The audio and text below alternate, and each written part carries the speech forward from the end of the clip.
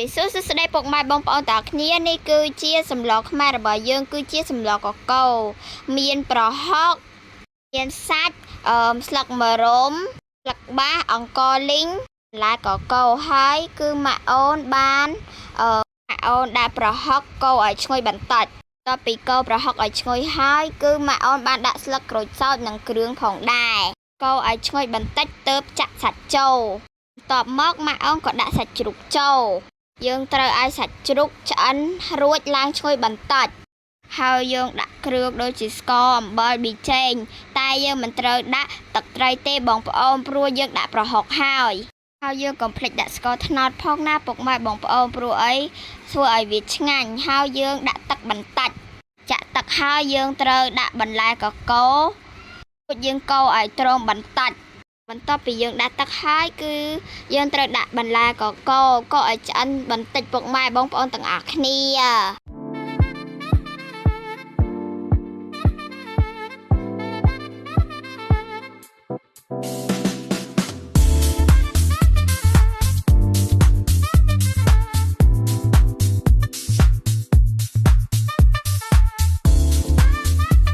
បន្ទាប់មកយើងចាក់ទឹកចូលប្រហែលកន្លះលីត្របីរម្ងាស់ឲ្យបន្លែយើងឆ្អិនយើងបើកឆ្នាំងមកពេលដែលឃើញពុះបែបនេះមកគឺយើងដាក់អង្ករលីងបងប្អូនហើយអង្ករលីងហ្នឹងគឺម៉ាក់ខ្ញុំបានកិនខ្លួនឯងពុកម៉ែបងប្អូនទាំងអស់គ្នាបែបនេះបានឈ្ងុយពុកម៉ែបងប្អូន